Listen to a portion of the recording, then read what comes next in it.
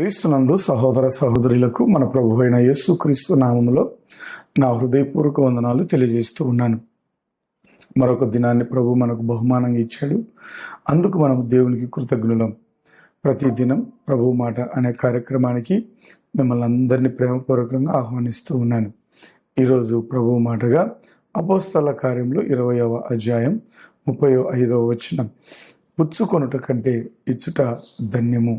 ప్రభునందు దేవుని బిడ్డలారా, ఈ వాక్యపు భాగం లోతుల్లో గనక మనం గమనిస్తే అపోస్తలుడైనటువంటి పౌలు ఈ వాక్య భాగాన్ని వివరిస్తూ ఉన్నాడు.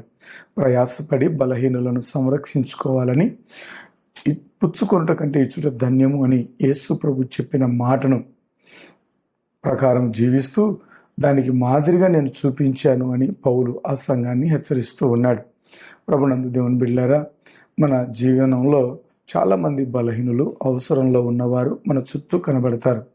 మన జీవనం అనేది మన కొరకే కాదు, మనం ఇతరులకు కూడా ఆశీర్వాదకరంగా ఉండాలి, ఇతరులకు మనం దీవెనకరంగా ఉండాలి అని దేవుని వాక్యం చెబుతుంది.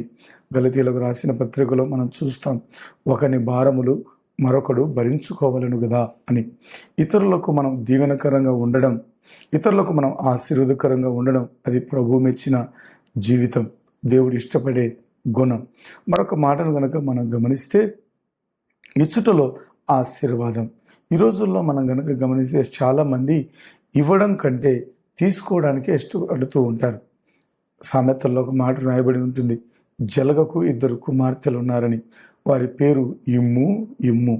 అనగా ఇతరుల నుంచి ఆశించే గుణం, సంతృప్తి పడని జీవితం. ఎప్పుడు ఇతరుల నుంచి ఏం తీసుకుందామా, ఏమి లాభం పొందుదామా, ఏమి ప్రయోజనం పొందుతామనే కోరిక ఉంటుంది తప్ప ఇతరులకు తాము ప్రయోజనకరంగా ఉండాలని, తాము ఆశీర్వాదకరంగా ఉండాలని ఆలోచన కలిగి ఉండరు.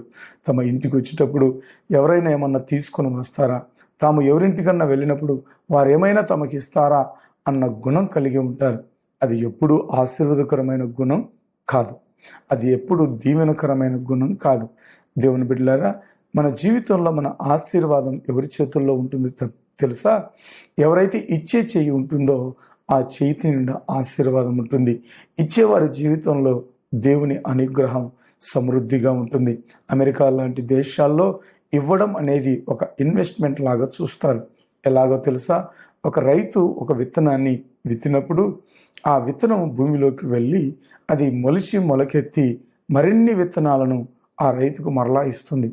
అలాగే మనం ఇతరులకు సహాయపడినప్పుడు, ఇతరులకు ఆశీర్వాదకరంగా ఉన్నప్పుడు, ఇతరులకు మనం ఉపయోగపడినప్పుడు అది ఫలించి అభివృద్ధి పొంది అది మనకు దీవెనకరంగా మారుతుంది. ఆ దీవెన అపోస్తలుడైనటువంటి పౌలు అనుభవించాడు. అలాంటి ఉద్దేశాన్ని కలిగి ఉండాలని క్రీస్తు మనకు బోధించాడు. ఈరోజు ఈ మాటలు వింటున్న మనం కూడా అలాంటి ఉన్నతమైన శ్రేష్టమైన అనుభవాల గుండా మనం వెళ్ళాలి. ఇచ్చే మనస్సు గల వారిని దేవుడు యొక్క ఔదార్యం ఉంటుంది, ఇచ్చేవారికి దేవుని కృప మెండుగా ఉంటుంది. అందుకే సామెతల గ్రంథంలో వ్రాయబడి ఉంది, ఔదార్యం గలవారు కలరు, వారు వృద్ధి పొందుతారు. నీళ్లు పోయే వారికి మరలా నీళ్లు పోయబడతాయని. ప్రభునందు దేవుని బిడ్డలారా, ఇచ్చేవారికే ఇంకా వస్తుంది, సహాయం చేసేవారే ఇంకా అభివృద్ధి పొందుతూ ఉంటారు. వారి చేతుల నిండా ఆశీర్వాదం ఉంటుంది. లేమి ఎప్పుడు వారికి కలగదు. సహాయం చేయబడిన చేతికి ఎప్పుడు తక్కువ కాదు, అది వృద్ధి చెందుతుంది. అట్టి ఆశీర్వాదకరమైన జీవితం నీవు నేను కలిగి ఉండాలని ప్రభు కోరుకుంటున్నాడు, పౌలు హెచ్చరిస్తున్నాడు. అలాంటి జీవనాన్ని కలిగి ఉన్నామా? తల వంచండి, ప్రార్థన చేసుకుందాం. ప్రభువా, ఇచ్చే మనసును, సహాయపడే శక్తిని మాకు ప్రసాదించండి. నీ ప్రేమను మా చర్యల ద్వారా ఇతరులకు చూపించడానికి మాకు మార్గం చూపించమని యేసు ప్రభు నామమున అడుగుచున్నాము తండ్రి, ఆమేన్.